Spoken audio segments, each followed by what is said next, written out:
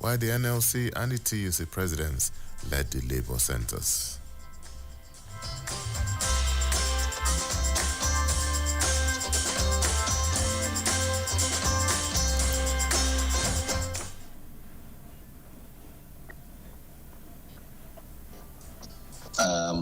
You recall that last week we had a meeting here, and the organized private sector and the subnationals have also held their various meetings with Mr. President following the submission of the tripartite agreement to Mr. President.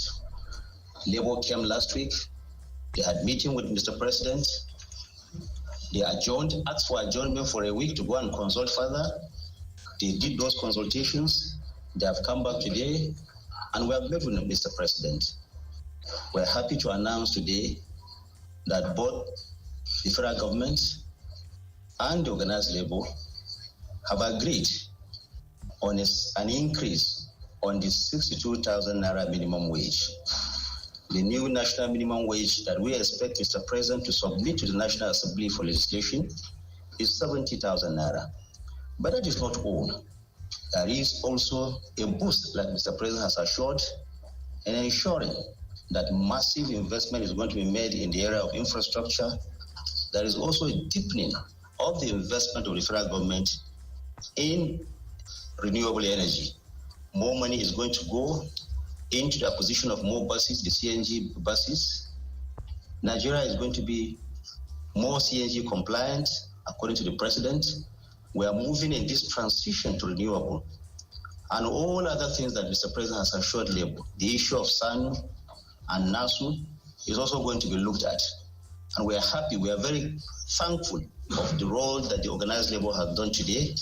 They recognize the president's role in ensuring, or the federal government's role in ensuring, that we have the local government autonomy, and also ensuring that both the organized labor and the government are on the same page today. They have seen the magnanimity of the president, and today, the leadership of Labour said they didn't come here for negotiation. Not at all. They came here in their deep sense of patriotism to ensure that Nigeria remains united, Nigeria becomes more prosperous. And it's in that spirit that they are in agreement with what the federal government has done today. We want to thank Labour for their patriotism. We also want to thank Mr. President, the federal government, the subnationals, and the organized private sector for going through this painstaking effort, but also ensuring that at the end of the day, Nigeria is the winner for it all. Thank you very much. Thank you very much. Good afternoon, everybody. Today has actually come very well for all Nigerians, because at least we see an end in sight. Mr. President assured all Nigerians that he's their president and would not disappoint, and he assured that this afternoon. Recall that Labour saw Mr. President last week, and they asked that he should give them 1 week to consult more. And of course, at the end of the day, the consultation came very fruitful, because Mr. President said he has to be a father, that it's not issue of law, who is right or who will blink the first, that he is our father, like he always said, that we should end the issue of give me 1,000 and add 1,000 and all that. That first and foremost, that the review of this minimum wage policy has to be reduced to 3 years. That is, 5 years is too long a time to get any minimum wage review that's not very wealthy. And of course that Labour should look at the indices of the economy and accept 70,000 naira minimum wage. And of course that it has to be reviewed every three years, not more than that, of course, so that we're able to evaluate and see whether our economy is picking up or whether something has to be done further, considering the sensitivity of the issue. And of course, he promised and asked that the Minister of Finance, connecting economy and budget and the economic planning should make sure that they go back to books because he has the discretion to look into of NASU, ASU, and SANU and all that, and so that their money should be paid, and they should work out the modalities, whether it's 50% or whatever, but that he has given that waiver to be paid because, of course, that it's issue of no work, no pay, and that should has to be let to rest. And apart from that, I believe other things that was discussed was President reassuring Nigerians that he's not going to rest. He is working diligently to make sure that our economy recovers. That has to be taken into consideration, that he's not going to joke with the economy and welfare of Nigerians. And we are here now. What they have announced in terms of the amount of 70,000 happen to be where we are now. But the good thing about it is that we will not wait for another 5 years to come and review. Rather than accepting on a figure that you wait for 5 years, it's like you have to now negotiate even 2 times within 5 years with a view to going up. That is one of the reasons why we decided to reach where we are today, because of the proviso that you can review in the next 3 years. The other one, we came with other issues in the basket, like the issue of SANU, NASU, and others, especially with that run by the Commissioner of Police, FCT. We brought it to Mr. President and talked on the need, for that matter to be addressed. And magnanimously, he asked the agencies concerned to work out the modalities for the payment of those people, those workers in the universities. So far, that's where we are. So we need to, although he promised some incentives like the CNG, whatever, which will lessen the burden that the Nigerian workers are passing through. But you can see that we are taking this with mixed feeling because of the situation of the economy. But we have to move ahead, despite the situation, and the negotiation can linger, coming from 62 to 70, and then with the promise that we'll come back soon to negotiate it. We are taking it back to our constituency to see how we can get a buy-in. Yes, just as been said by the 3 previous speakers, the Minister of Information, Minister of State Labor, as well as the NLC President, they've laid the account of what transpired in today's meeting. The President made a pronouncement of 70,000 naira that by next week that they should put finishing touches and do the transmission to the National Assembly.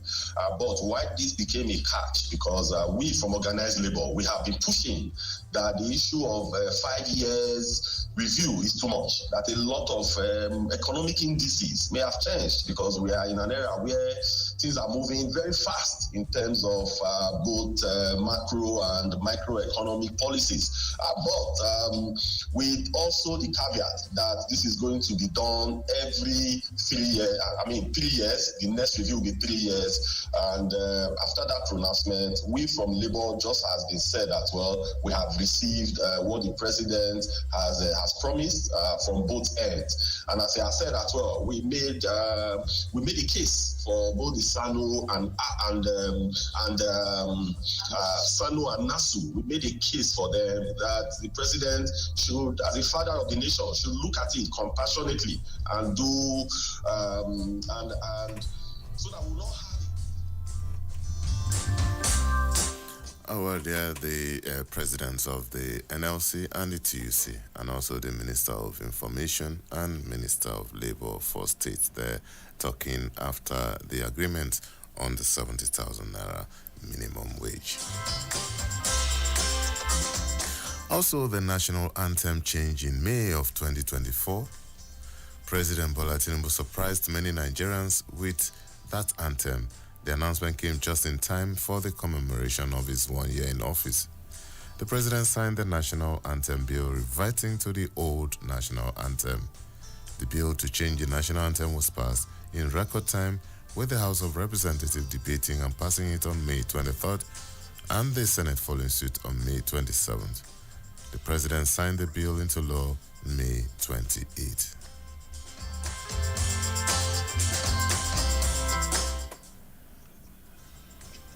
Oh, God has put us together. There's no doubt that we are going to be one. Let me allude to something that happened yesterday. The change of national anthem. Nigeria way. Some people say, okay, so what? Is that your priority? It's my priority. I agree with the National Assembly. If they make law, I'm going to obey that law. Or we disagree openly and close the chapter. But the question of diversity, who gave us the name Nigeria? Is it not Britain or somewhere? Have we changed our name? We are Nigerians. Our passport shows that. As long as we are Nigerians and one family, we remain and protect our diversity and love one another as brothers and sisters. For all that you are doing, for Nigeria to be united, I'm glad the SGF had mentioned the appointment. I don't see it as the North and South. I see it as a Nigeria project. The question of who you are, you have no control over it. It is God Almighty that put you in that particular place and make you a member of that family. You have no control over it. When I came begging for votes, I didn't say vote for me as a Yoruba man. I say vote for me as a Bola Ahmed Tinubu, one of you. Accept me. And I could see the result. I'm hanging on to that mandate jealously. And I'm working my heart out. And I promise you, I still work harder.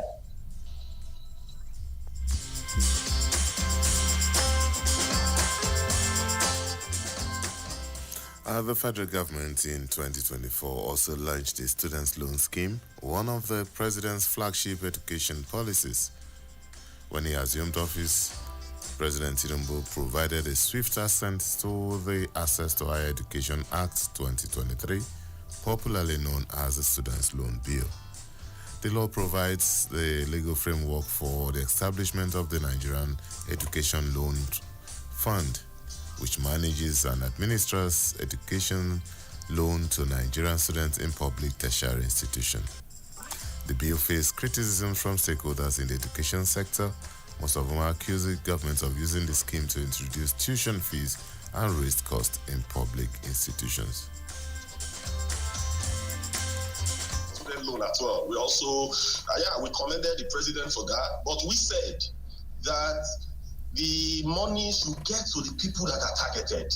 The student loan, that it should get to those that are targeted, not a situation where the children of the rich are the ones who are also able to access the student loans. The parameters must be put in place so that the children of the poor, those that cannot actually afford school fees, should be the target. And they also said they will look at that as well. I think generally those were what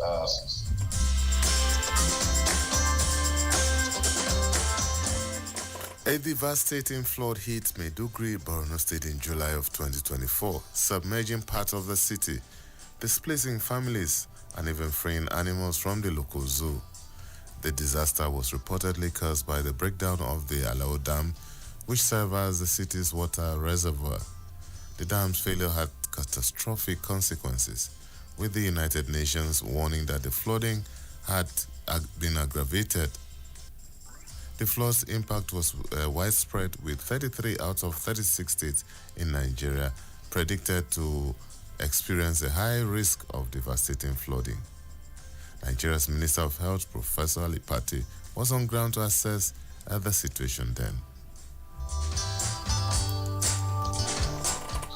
Yesterday to visit Maiduguri and to see firsthand the situation.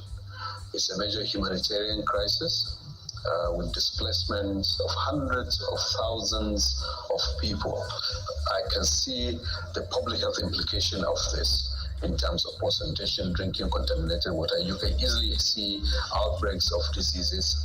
We lost over 2 million doses of vaccines that were in a cold store that were exposed and to temperature of 30 degrees Celsius. And those are lost. We have some reservoir of commodities on the ground, 123,000 doses of anti-malarial treatment already in Maiduguri, almost 23,000 doses of intravenous artesunate for malaria, which is in Maiduguri already, 240,000 rapid diagnostic test kits for malaria that is already in Borno, expectation of bed nets that will be coming over the next couple of weeks. We see the acute needs. Then there are medium and longer term needs which will become evident as the floods recede and the extent of the damage becomes clearer. Right now, in the fog of the acute flood disaster, what we're trying to do is to prevent as much as we can the worsening of the situation. Because if disease outbreaks occur, it will be a lot more expensive to deal with them when they have spread among the population. So that's why we're trying to forestall them.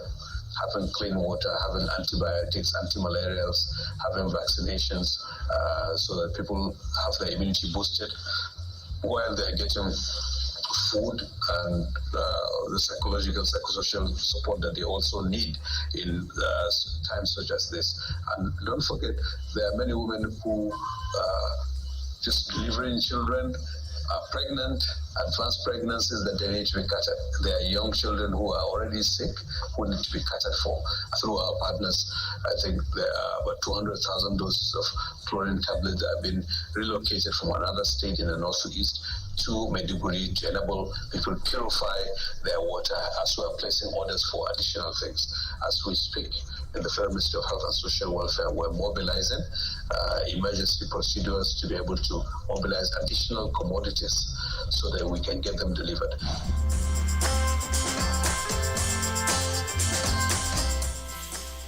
Minister of Health, Professor Ali Pate, talking about the floods in Maiduguri that happened in July of last year.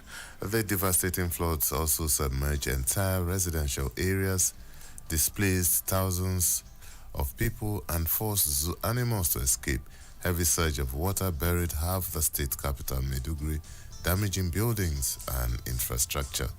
Borno State Governor Professor Zulum said 1 million people were affected, some of which and also about 200,000 displaced.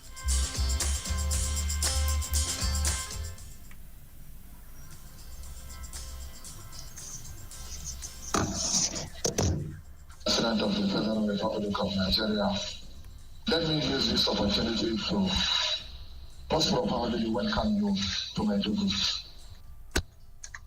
Purposely to sympathize with us over the recent flood disaster that has completely disrupted the socio-economic activities in the state.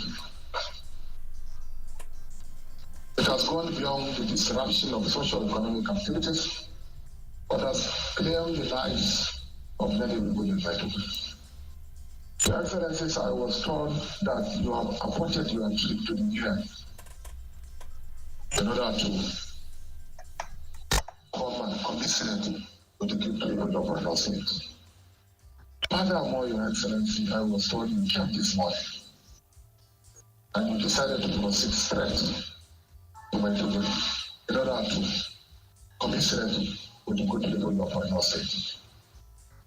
Your Excellency, sir, we shall never take this for granted.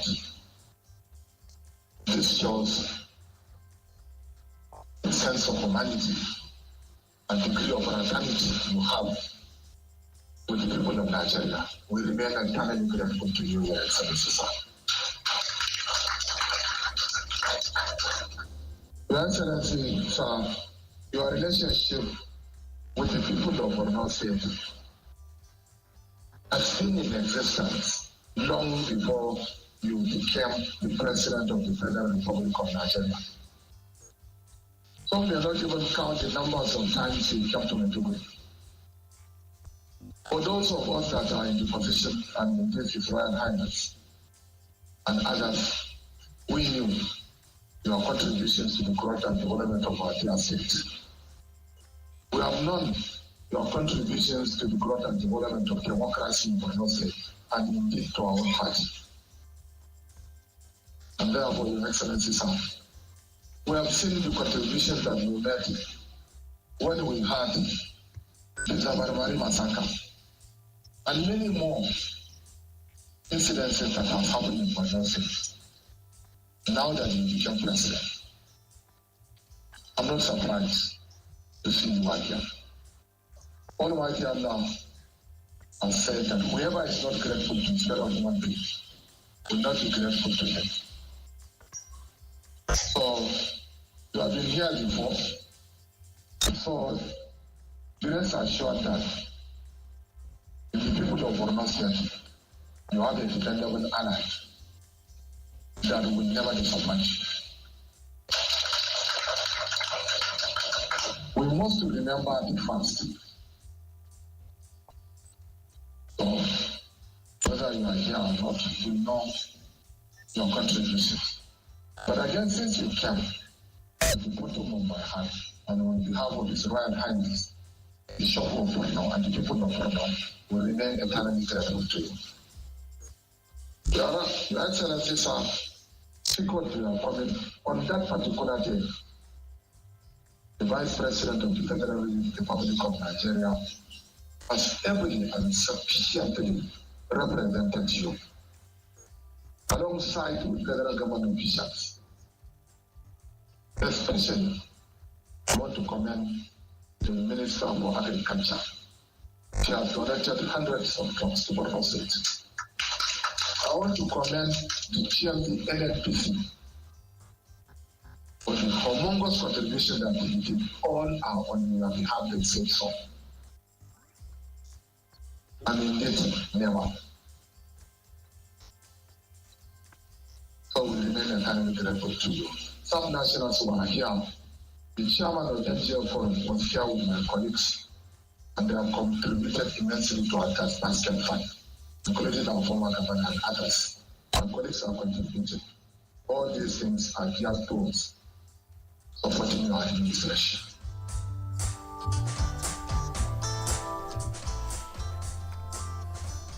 President Bola Tinubu, in his visit to the state, that's Borno State, pledged that his administration will continue to support the victims of flooding in the state and also to alleviate the damage caused by the flood that ravaged the state.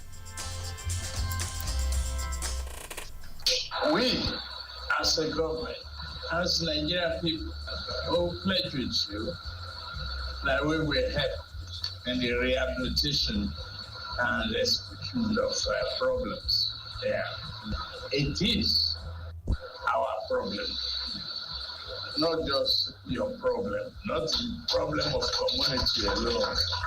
For the people of Boni, Yobe, and other affected states, I say we will put together a very good program for Nigeria to recover from this calamity and do better in the interest of our people.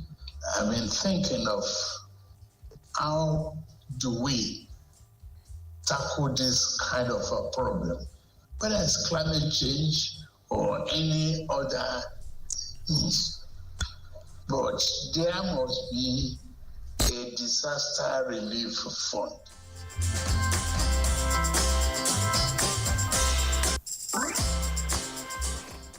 The Edo State governorship election and two off-cycle gubernatorial elections were held in 2024 in Edo State and in Ondo State. The election in Edo State, which took place on Saturday, September the 21st, was described as controversial in many circles due to the manner it was conducted. The APC candidate, Monday Okwebolo, was declared the winner of the election by INEC.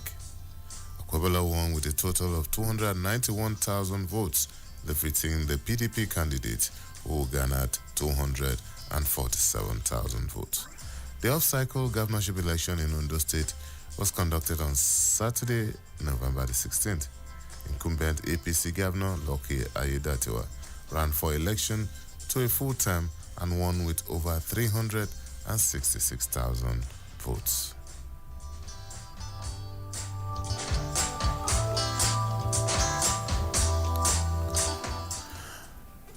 And also in July 2024, Nigeria's Supreme Court made a groundbreaking ruling on the financial autonomy of local governments, marking a significant milestone in the country's history. The Supreme Court affirmed the financial autonomy of Nigeria's 774 local governments. In a unanimous judgment of its 7-member panel, the Supreme Court unanimously upheld the suit brought by the federal government to strengthen the independence of local government in the country. A member of the panel, Justice Emmanuel Agim, who delivered the court's late judgment, held that the local government across the country should, from that day, receive their allocations directly from the Accountant General of the Federation. He ruled that it was illegal and unconstitutional for governors to receive and withhold funds allocated to local government areas in their state. He noted that ordinarily the Nigerian Constitution permits the federal government to pay local government allocation directly to them or through the state government.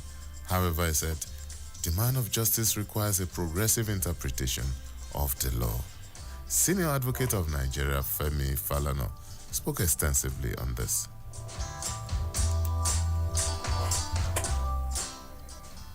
Very rare public interest litigation. The public interest, cases that the Attorney General has filed in court. And I say it's a good development.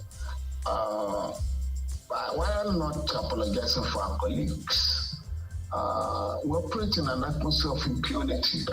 There are not less than 5 judgments of the Supreme Court and several judgments of the High Court and the Court of Appeal to the fact that no governor has the power to dissolve elected local government officials.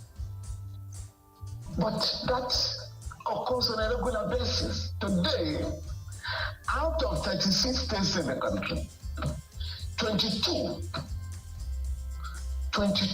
governors have sacked local government officials and installed caretaker committees, contrary to the stipulation of Section 7 of the Constitution and in flagrant disobedience to several judgments of the courts. Again, because the Nigerian Bar Association has not put in place a mechanism for dealing with lawyers in public office who defy the Constitution or who fail to give appropriate advice to the federal government, state government, and state government. Pay to the joint state local government account either simply disappears, is cornered or diverted from that. It never gets to the local government. In fact, I'll give you an instance, and I'm not sure whether the Honorable Attorney General referred to it in the case. A few years ago, the London Paris Club refund was made to local government and state government. In the majority of the states, the allocation, the refund for local government never got to the state. Some governors gathered in Abuja and directed the Accountant General of the Federation to pay the money to nominated accounts. Oh yes, and that was how the money was diverted. And I know that the EFCC is investigating this diversion. So it's not in the interest of the governors, it's not in the interest of our country. The money meant for development is diverted. Fed back for federalism is contract its own resources. And those were I think the argument is a bit contradictory. When we had several in the 50s and in the post-colonial era, nobody was going to Abuja to collect money. Every region depended on its own resources. And those were that can be described as the golden era of cocoa production, cocoa in the west, groundnut in the north, and palm kernel in the east. Today, everybody goes to Abuja. So for me, it's distorted federalism. So you can't collect money from the central purse. Money likely made from the Niger Delta. When you now get to your state, and you ask to give the allocation of local governments to them, you suddenly realize this is a setback for federalism. It's contradictory. It is either, I support, establishment of local government by state governments, and we have to review the revenue allocation formula. We have to review the entire structure of the country. But for now, what does the law say? As opposed to what the law should say. So that's simple and straightforward. No, the House of Assembly shall make the law for their administration, for their finance and whatever. The local governments have been were created by Decree 24 of 1999, otherwise called the 1999 Constitution. Mr. Femi Falana, the Senior Advocate of Nigeria, weighing in on the judgment of the Supreme Court on local government autonomy. Still in 2024, the Dangote Petroleum Refining Company commenced operations. After decades of reliance on imported petroleum products, Nigeria finally broke free from this dependence thanks to the Dangote Petroleum Refinery. With a production capacity of 650,000 barrels per day, the refinery commenced operations, marking a significant milestone in Nigeria's energy sector. For the first time in decades, Nigerians had access to petroleum products refined within the country, a development that is expected to save the country billions of dollars in importation.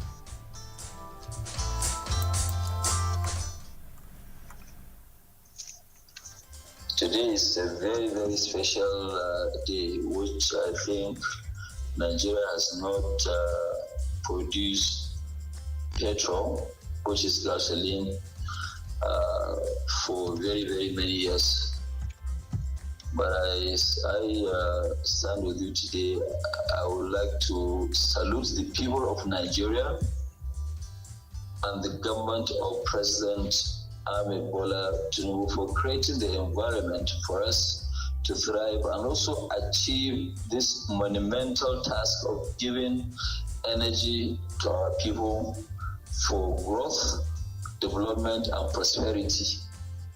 I think this has been really, really a very, very great, move. And I think I want to personally also thank Mr. President Bola Ahmed Tinubu for creating this idea of Naira for crude and also Naira for the product.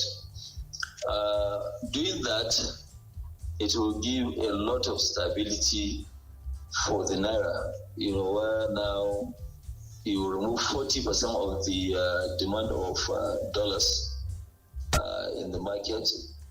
And that will actually stabilize the market. But that's not it. As you know, there's quite a lot of what you call round tripping, where people now do documentation and the fuel does not come into Nigeria. And this is a fact. So right now, as we have this refinery working, it will show the true consumption of Nigeria.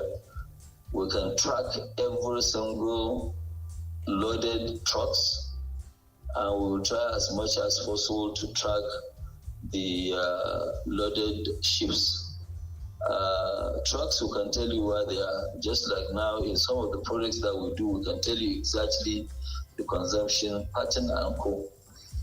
But that is a discussion for another day. Today's discussion is just to celebrate and to thank God Almighty for bringing us to this stage of now producing gasoline. And I know that a lot of people have not actually believed that we'll be able to deliver. This refinery will actually change the entire dynamics, not only in Nigeria, but in sub-Saharan Africa. The capacity that we have will not only meet up with the Nigeria's demand, will meet up the demand of the sub-Saharan Africa at least. So thank you very much for your support. We will now take you. You can see that this is the sample. This is the sample of the petrol. It might be a little bit, you see it like a different color, but that's the real this thing. So you are now going to have good petrol where the engines of your vehicles will last longer. You will not be having an engine issue, which a lot of us were having. It won't happen at all. The quality here will match that of quality of anywhere in the world. US, America, we will make sure that nobody will beat us in terms of quality. And as soon as we finalize with the NNPC, our products will start going into the market.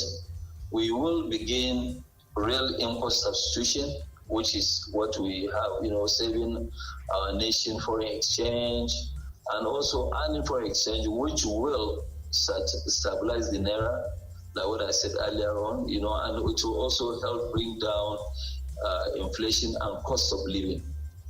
So by the grace of Almighty God, all of us will be proud of what we have done. And we're very, very determined to do all this thing. And let me assure you of one thing. We have what you call the, demand of polypropylene. There's a demand of polypropylene in the country. Nigeria from October will not import any more polypropylene, which used to be about 250,000 tons. No more imports of polypropylene. We will satisfy the market 100%. All these industries that were struggling and having to go and look for currency they will not get, they have to keep stock of 4 or 5 months because it's not easy shipping, clearing, and whatever. So today they can be buying as they need. So that will reduce the cost of this. We're also in the business.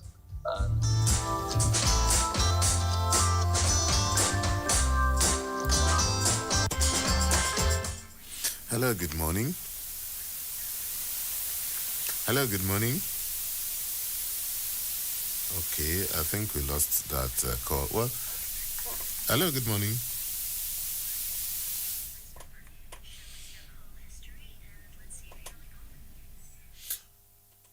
Well, you can call us on 0903 2229797. You can also call us on 0818 2222205 or 0818 2222206. We are still listening to Insights on Citizen 93.7 FM. We are looking at major events that happened in 2024. Well, Nigeria in 2024 resumed some operations at its Warri oil refinery after almost a decade of shutdowns. One of a string of long-running failures that have left the crude oil importing company most of it. The government had promised to revive its moribund refineries, which have been hit by years of neglect, damage, and accusation of mismanagement. The 125,000 barrel per day refinery, whose closure in 2015 was blamed on disrepair and crude shortage, was now running at 60% capacity, according to a statement signed by a presidential spokesman. In November 2024, NNPC announced it had revived the 60,000 barrels per day Port Harcourt refinery in the Niger Delta. Thank you very much for everybody that has contributed to this happy day for Nigeria and supporting us all the way through with all his staff and his personal involvement. We'd like to thank him especially for this. I must congratulate our team for their determination, their extreme belief that this company can restart this land. And this has brought this result on the table in collaboration with our contractors and everyone in the company, including our entire staff. I would like to thank them and appreciate them that we have made good say that it is possible to start a plan that is deliberately shut down. It is possible, and we approve this. Also, secondly, this plan has 3 stages. We have started the plan 1, which is we call it Area 1, the first plan. It is able to produce AGO, kerosene, naphtha, and also a blend of fuel oil. And these are high-grade quality products that are required in the country, and we may also need to export them. So it's going to give us that this company will make money, and the promise of Mr. President that this country must be a net export of the product is already happening. Some of these products will go to the international market. And I would like to thank all of you. But more importantly, I must put on record that Mr. President always believed that we can get this to work, that we can get these plans to start, and giving us the charge that we must start all 3 refineries.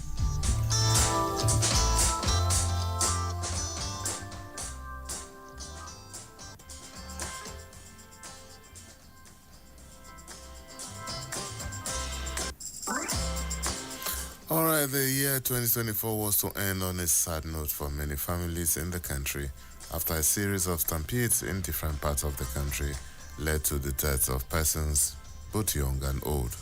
Starting with Ibadan, the Oyo State capital, on December the 18th, 35 minors died at what was meant to be Christmas fun fair for children.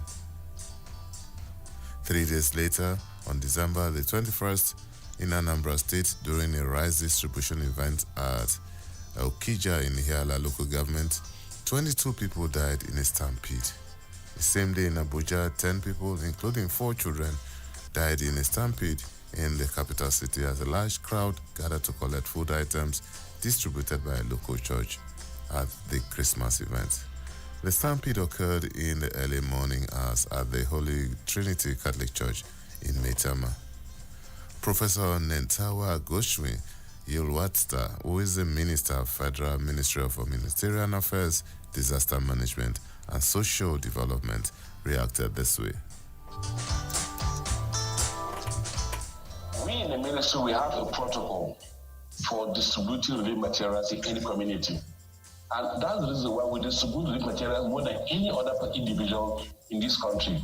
And we've never witnessed a stampede. We also intervene even among the most critical people, the displaced people, the people who are at the ITB camps, who have the least, they are even under more pressure because they don't have access to accommodation, they have no shelter, they have no food, and yet we distribute food within those communities, and we've never had any stampede. And that tells you that actually organization is the major problem we have when it comes to distribution of relief materials for the people. Let me put it this way. Stampede are taking place in more developed countries than Nigeria. If you recall the Hurricane Katrina in the US, when they had food distribution because of poor organization, they had stampede. They also the school food distribution and street food distribution in the US, in Texas, the same thing happened. So it has happened in several other countries also, more developed than Nigeria, where you have co-organization, and then people have everyone being stampede in those programs. So my advice to anybody who is organizing an intervention, if you know you don't have the wherewithal, the manpower to do it, you can either seek the ministry's help, and we can also help you. And most important, even we as a ministry, because we don't have enough manpower, sometimes we even seek the help of other agencies. For example, we're working with Red Cross in Bauchi because we don't have enough manpower to run that distribution in Bauchi State. So we opted to use Red Cross to do the procurement and do distribution on our behalf. We also go there to just help give them support. But we provide the data to them, but they do the distribution.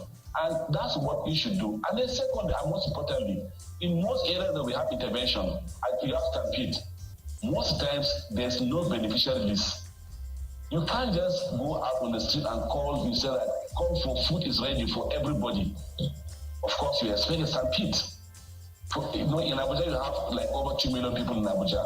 And then you go out and say that people should come, there's rice in a building. And you expect maybe nothing less than about 3 to 4 or 5,000 people will come and gather in that place. Not even more than 10,000 people will gather in that place. You can't manage the crowd.